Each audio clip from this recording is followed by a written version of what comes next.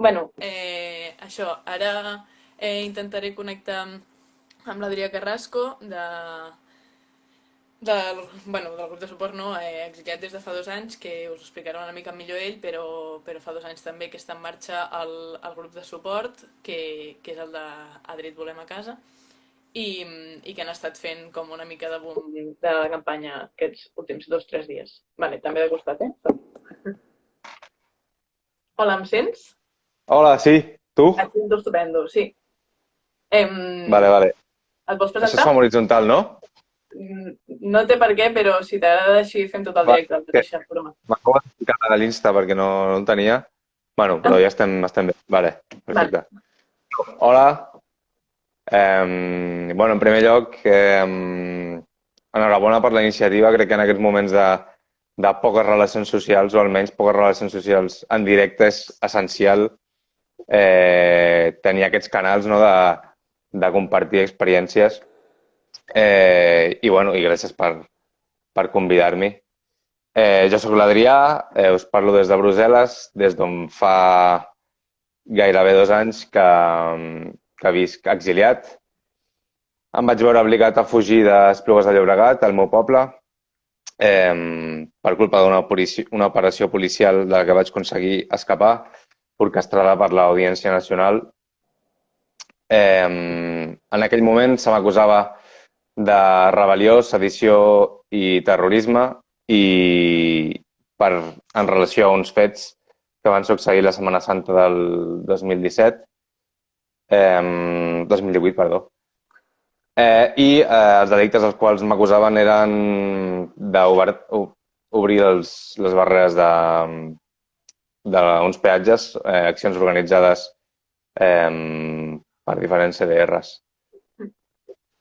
La decisió de marxar, d'exiliar-me, en primer lloc és una decisió per assegurar la meva llibertat, que és una cosa que valoro molt ara mateix encara, i davant d'un estat que no em dona cap garantia de, de tenir un judici amb garanties de justícia, no valga la redundància.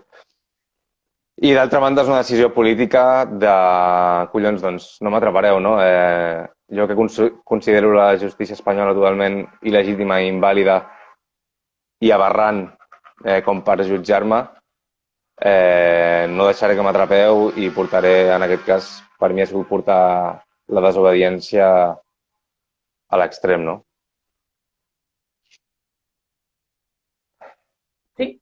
No sé No, no, si... jo que ho has explicat perfectament, vull dir, no ho podries haver explicat bé. Vale. Bueno, a part d'això, també m'agradaria saber si ens pots explicar una mica tot el tema del grup de suport, com ha funcionat, perquè, bueno, jo, que sóc seguidora afèrrima dels grups de suport, considero que el teu concretament és un que ha funcionat molt bé i que ha tingut, o sigui, que ha tingut uns resultats a nivell de mostres de suport i de solidaritat enormes. No sé si ens vols fer algun apunt sobre això. Sí, sí, tens tota la raó. Vull dir, ara si m'estan veient s'estaran rient, però sí, sí, són gent... Són l'hòstia, o sigui, són supervàlids. I a part d'això, que crec que és evident, crec que hi ha un factor molt important i és que Esplugues, per molt que sigui un poble que, bueno, que allà està, no? Doncs tenim un projecte urbanístic que es diu Placa Ofec, que s'està gestant des dels 90 i la lluita del qual ha anat passant una mica de generació en generació, no? I com tota lluita, doncs, per part de l'Estat i de la institució hi havia una repressió, hi va haver gent que va estar molt a prop de, de rebre una condemna de presó. I això suposo que ens va fer una mica, bueno, no sé, guanyar experiència col·lectiva d'alguna forma, no sé, digue-li com vulguis, a l'hora d'encarar doncs, això que va passar, no? Crec que és essencial, no?, la feina dels grups de suport, sobretot en un context mediàtic en el que qui més famós és, més atenció té, no? Crec que és essencial en aquest sentit de visibilitzar sobretot la gent de la societat civil que també està represaliada, no? De fet, respecte a això que deies, tota la situació d'haver marxat a l'exili i tal, que no és poc, t'ha fet reafirmar-te en la teva lluita. Com consideres que t'ha afectat a nivell militant o com es Val. diu? Bueno, sí, jo ara últimament, abans del 10 d'abril del 2018, havia militat a la plataforma contra el Pla Ofec Mhm. i arrel de l'1 d'octubre, doncs, en el CDR. I realment, bueno, sempre ets conscient, no?, de que et pot passar, que la repressió et pot tocar a tu, no? Perquè, com deia, davant d'una dissidència sempre hi ha la resposta de l'Estat. Amb això no dic que s'hagi de normalitzar, però s'ha d'entendre que pot arribar. Però en cap moment m'esperava de que em picarien 12 tios armats a casa, no?, i vindrien a detenir-me acusant-me de terrorisme. Per tant, perdó, quina era la pregunta? M'he fet una Em, volta i no sé on anava. no, anaves bé, o sigui, no has encaminat. Com t'ha afectat a la teva situació en el fet de reafirmar-te en la teva lluita o a nivell polític, per dir-ho així? Val, gràcies.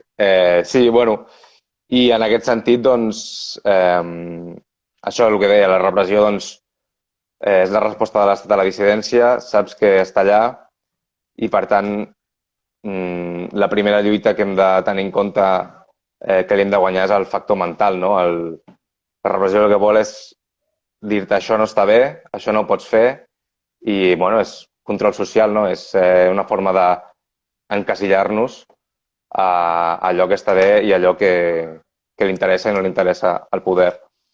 Per tant, davant d'això, la primera batalla és no deixar-te doblegar, no?, mentalment, i per això crec que aquests 2 anys d'exili, bueno, estic orgullós perquè ho he aconseguit, no? Estic molt més convençut del que estava reivindicant en aquell moment, inclús ho he confirmat, no?, perquè, perquè és evident, no?, com va la història. I, i et dic, sí, jo estic totalment orgullós del camí que hem dut fins ara, tant jo com el meu grup de suport. Em, Passant una mica més a l'actualitat de l'ara mateix, no? Estem veient que hi ha un augment de la repressió ara amb tota la presència policial als carrers, inclús amb les Forces Armades, que s'ha denunciat en múltiples ciutats dels països catalans. Em, per tant, això sumat a l'augment repressiu que s'ha donat concretament en el context del procés a Catalunya ha estat com un boom, no?, de, de, de repressió al nostre territori. Eh, o sigui, com què diries... Perdó, m'he liat, eh? Ah, No, vale, no et sí. preocupis. No, sí, entre tu i jo. Em, Què diries, després de tot aquest temps a l'exili, a la gent que està patint repressió durant aquests dies a causa de l'estat d'alarma, com és el cas de, per exemple, la gent de Tancada per Drets de Girona, que vam parlar amb ells l'altre dia? Mm. Algun Què els hi superconsentidor? diria? Bueno, sobretot que no defalleixin i que a vegades no és fàcil, no? Perquè tu tenies una vida, no?, que més o menys podies saber què passaria demà, no? I quan estàs en un procés judicial s'entén que una de les inseguretats és què passarà demà, hauré d'anar a judici, vindran a buscar-me, em detindran, em posaran en presó provisional, no? I davant d'això crec que el que hem de fer és explicar-ho, col·lectivitzar-ho, col·lectivitzar aquesta por, aquesta inquietud, no? I alhora aquest fet ens permetrà teixir aquestes xarxes, no? Vull dir, no, crec que no hem de tenir por a reivindicar el nostre cas i a fer-lo públic i explicar-lo a tothom, perquè, perquè bueno, és l'única forma de rebre suports, no, també. I,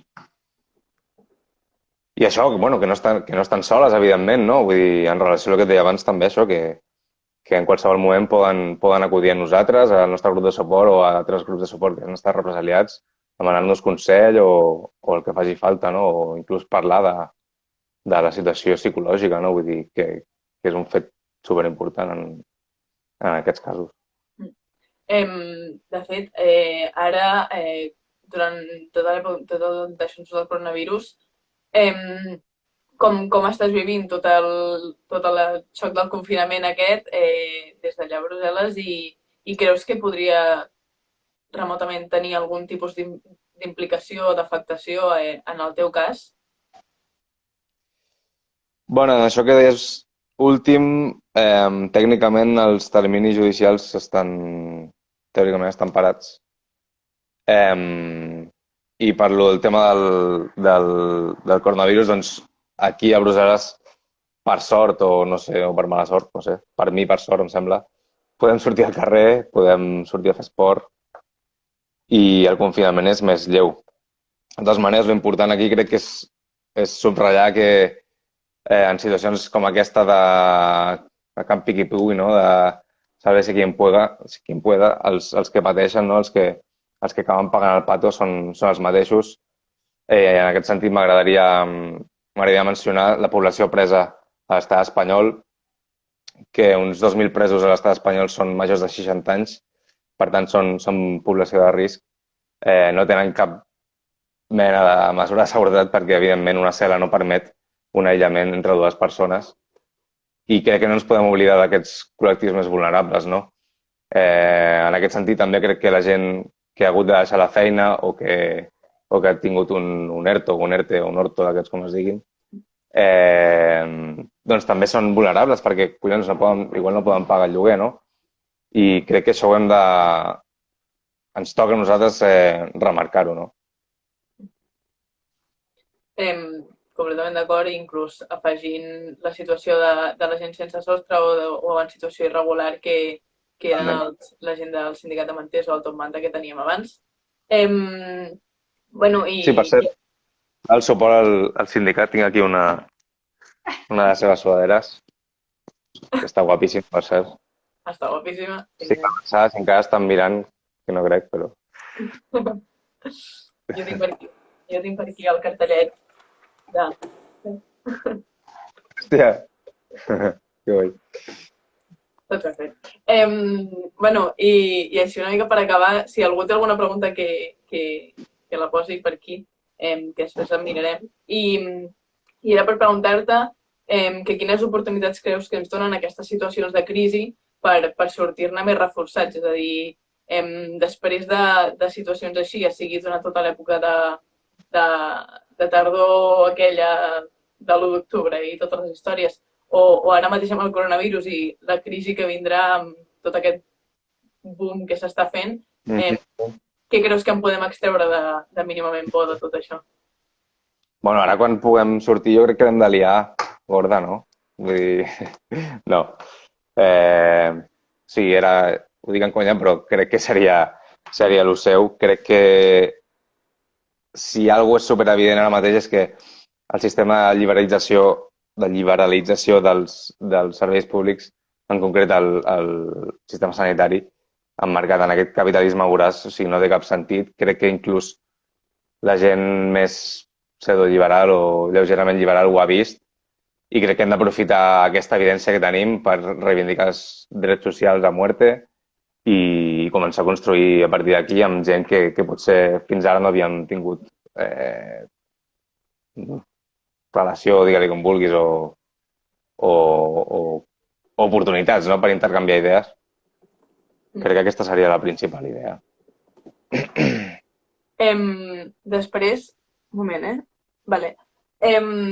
Pregunten per aquí sota pregunten concretament si pots tornar a Catalunya sense que et detinguin, però jo crec que la pregunta no seria tan així, sinó una mica si ens podries explicar quines són qüestions judicials així una mica senzill perquè ho entengui tothom Vale. que estiguis exiliat i què suposa. Vale. Per cert, això dels comentaris estan aquí, no, el xat aquest? Sí, estan aquí al xat aquest. Sí, estem així, però... Sí, vale. No, la història és que sí, jo puc baixar... jo podria baixar, no? Però no puc oblidar que tinc una ordre de detenció en territori espanyol. Sí, podria haver en clandestinitat, no? Però, bueno, jo aquí ara mateix a Brussel·les tinc una vida, tinc una feina, estic estudiant, tinc un cercle de gent que m'estimo i davant d'això i d'un estat que té tantes ganes de matxacar-nos, doncs, fins que no tingui unes certes garanties de que puc tornar amb llibertat, doncs prefereixo quedar-me aquí i seguir fent la meva vida aquí.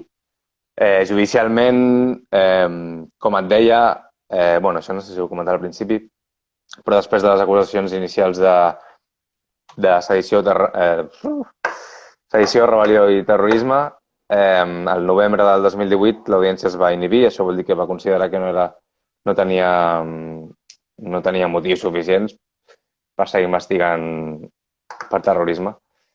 I va enviar el cas als jutjats catalans i ara mateix es troba a Granollers i, bueno, esperant que hi hagi algun moviment.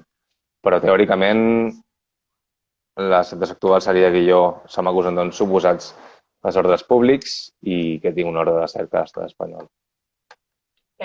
Vale, per tant, sobreentenc que, és que ho acaben de preguntar, però hi ha molts cors després d'això. A nivell europeu no tens ordre de detenció, vull dir, entenc que és No. que ha quedat en Espanya. A veure, l'últim no t'he entès, perdona. Vull dir que ha quedat en ordre de detenció espanyola només. Sí, no hi ha cap diferència, per exemple, amb el tònic, que ell sí que en té una. A mi no se m'ha arribat a posar mai. I, de fet, això respon a un fet, i és que en el moment en què hi havia acusació de terrorisme cap a mi per uns fets d'obertura de peatges, no? Vull dir, és tan descabellada l'acusació, no? Que no tindria sentit defensar això.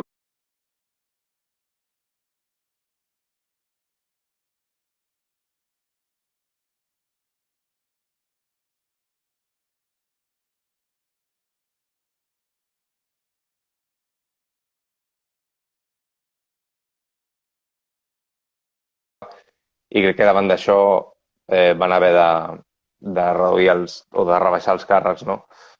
Per tant, jo crec que com que no tindria cap sentit enviar una ordre per terrorisme, doncs l'opció va ser baixar els càrrecs. Vale, bueno, jo per part meva res més, sembla que per part d'aquesta gent comentarista tampoc. Si vols afegir alguna cosa o recordar alguna cosa o el que sigui. Bueno, sobretot que a través de Skypes i connexions i contactes que he fet amb CDRs i ANCs i òmniums de Catalunya, arrel d'això que m'ha passat, doncs molts cops em pregunten què podem fer per tu, Adri? No sé què, com et podem donar suport? I la meva resposta sempre és la mateixa, no? Vull dir, la repressió, potser si no aconsegueix desarticular la lluita, sí que aconsegueix que la redireccionem cap a la lluita antirepressiva, no? I crec que això a vegades hem de ser conscients perquè no som del tot. Amb això, evidentment, no estic dient que els represaliats i represaliades no hagin de rebre suport, evidentment, però crec que hem de ser conscients de no perdre el focus original, no? I en aquest sentit, per tant, el millor que es pot fer per mi és seguir lluitant, seguir pensant com podem tirar baix aquest estat de merda i com podem unir-nos per ser més fortes. Perdó, última cosa. Després, no sé si t'estàs oblidant de recordar alguna cosa, com la cassolada d'aquesta nit. Sí. Sí, avui a les 10 i... No, merda. Avui a les 8 i 10, cassolada als vostres balcons, en suport a totes les represaliades que no estan tinguent veu aquests dies i que normalment no tenen veu, com les preses, la gent sense sostre, les persones migrades preses en els CIES, la gent que no pot pagar els lloguers i tots els col·lectius vulnerables en aquesta crisi i en tots els moments de la vida. Per tant, a les 8 i 10, qualsevol estri que tingueu és bo per fer soroll i reivindicar els drets i reivindicar aquestes persones que ho necessiten. Petardos també, si teniu, el que tingueu. El que tingueu, total, ja cremem-ho tot. Bueno, doncs, per no res més, moltes gràcies. Ara, els missatges que heu guardat els pots llegir tots. Has rebut cors per part de tothom a qui has mencionat i a qui no has mencionat.